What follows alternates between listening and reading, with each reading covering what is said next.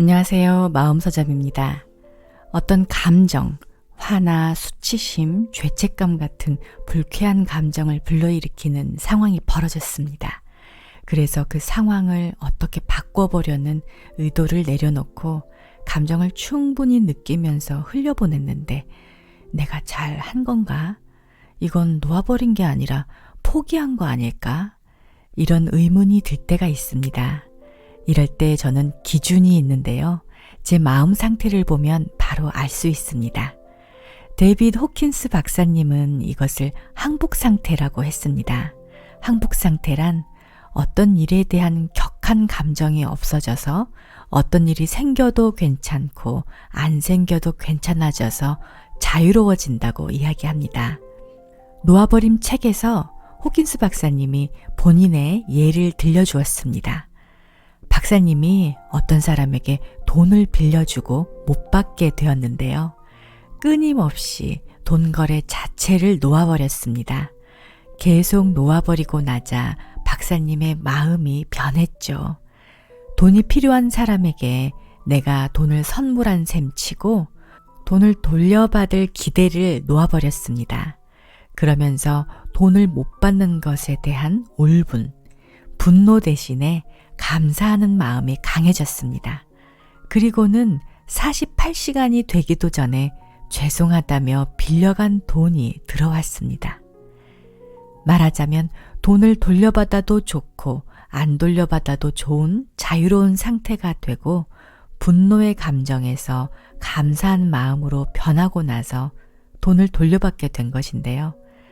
저도 해보니까 잘 놓아진 경우에는 마음이 아주 편안해졌습니다. 그런데 만약 자려고 누웠는데 갑자기 부끄러운 기억이 떠올라서 이불킥을 하듯이 기억이 다시 떠오르면서 그때의 감정이 다시 느껴진다거나 마음이 뭔가 불편하고 찜찜한 구석이 있으면 놓아버릴 것이 아직 남아있는 상태였습니다. 호킨스 박사님이 말씀하신 이래도 좋고 저래도 좋은 집착도 없고 혐오도 없는 평온한 마음 상태가 잘 놓아진 것이기 때문에 저는 최종적으로 그 기억을 다시 떠올려도 마음이 편안해질 때까지 놓아버림을 계속했습니다. 놓는다는 것과 포기하는 것은 어떻게 다를까요? 저도 박사님과 비슷하게 돈을 빌려준 경험이 있습니다. 그 당시 저에게 굉장히 큰 돈이었는데요. 돈을 빌려줄 때와는 다르게 여러 번 얘기해도 없다고만 하고 어차피 안 줄 사람이구나, 돌려줄 생각이 없구나 하고 알고 나니까 나중에는 포기하게 되더군요. 이렇게 분노가 치밀어 오르는 기억이 차라리 아예 안 떠오르면 없는 셈 치고 속이라도 편할 텐데 자꾸 기억이 툭툭 올라옵니다. 특히 내가 당장 써야 할 돈이 빠듯해지면 더 생각나고 더 화가 치밀어서 돈 빌려준 그 일이 마치 어제의 일처럼 생생하게 분노가 치밀어 옵니다. 저의 경우를 봐도 알 수 있듯이 포기하는 것은 여전히 그때의 감정이 그대로 남아있거나 오히려 더 커지기도 합니다.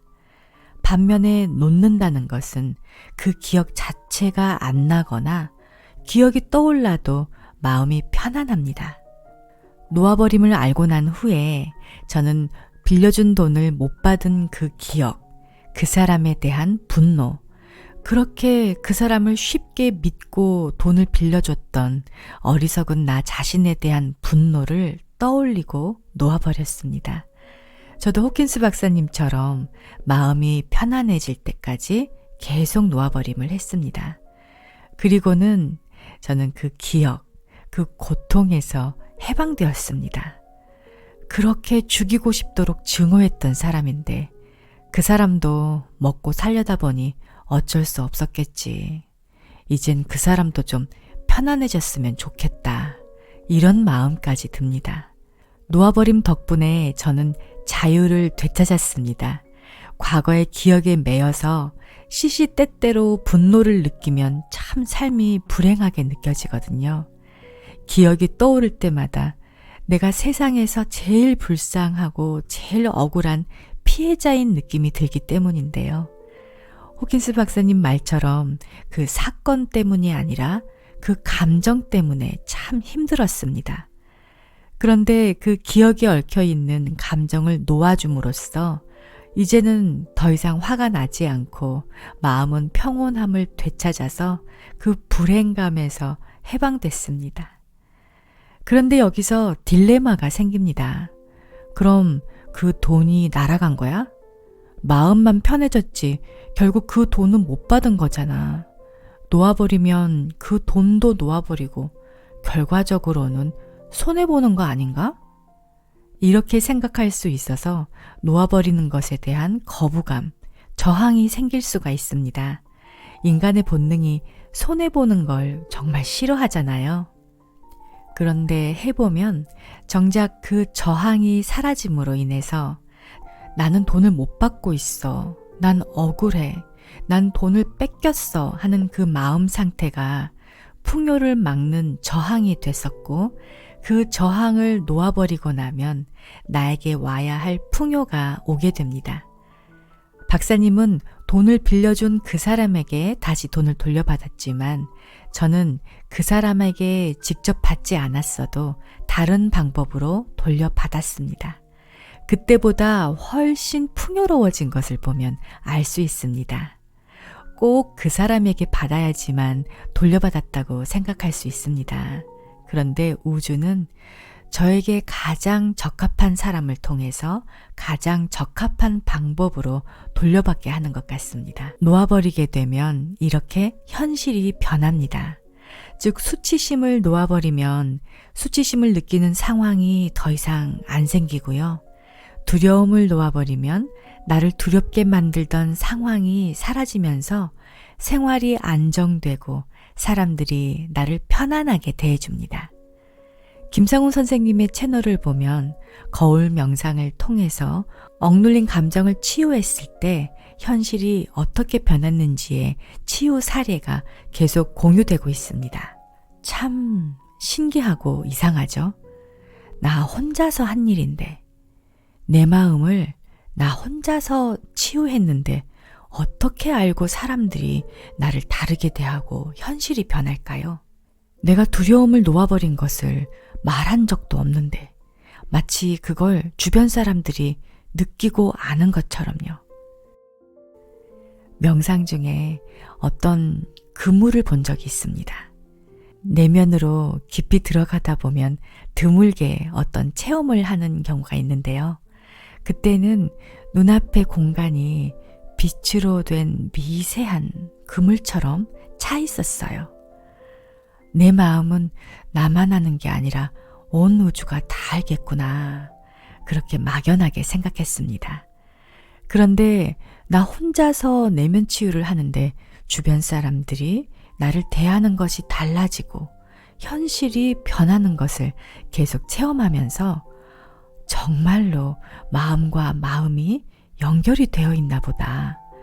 그러니까 내 마음이 변하면 즉각적으로 반영이 돼서 다른 사람이 나에 대해 갖고 있는 그 마음, 다른 사람의 마음도 변하는구나 싶습니다.